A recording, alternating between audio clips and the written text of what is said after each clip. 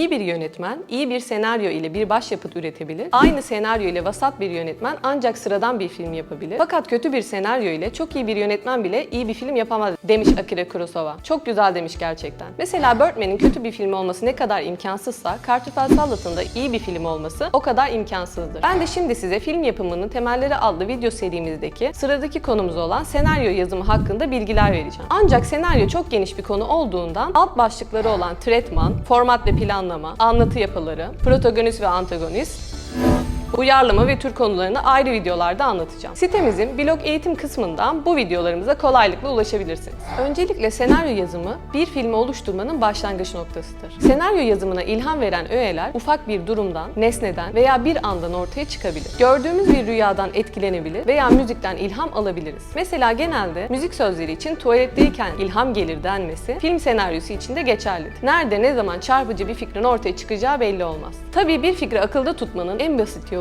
onu yazmaktan geçer. Yazdıkça fikirler gelişir, içinize sinen bir hikaye ortaya çıkabilir. Genelde de yaşadığınız bu videodaki gibi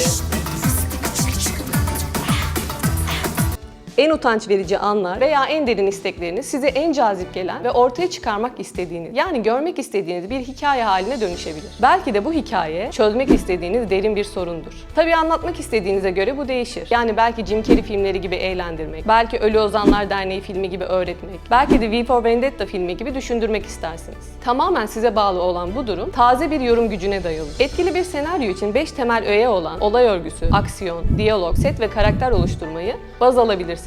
Olay örgüsü adı üstünde ilmek ilmek ilerleyen bir hikaye bütünüdür. Örneğin dolar yükseldi, altın yükseldi demek yerine dolar yükseldi ardından altın yükseldi dersek olay örgüsü olur. Yani bir neden-sonuç ilişkisi gibi. Aksiyon ise filmde görselliği ön plana çıkarır ve hareketle filmi ilerletir. Filmde diyalog karakterlere veya olay akışına hizmet etmelidir. Senaryo yazarken diyalogtan başlamak ciddi bir hatadır. Yani benim masrafım yokmuş. 70 lira ne lan?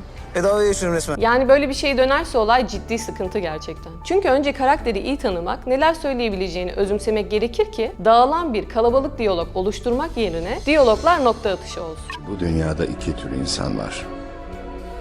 Biri konuşan tür, diğeri de yapan tür.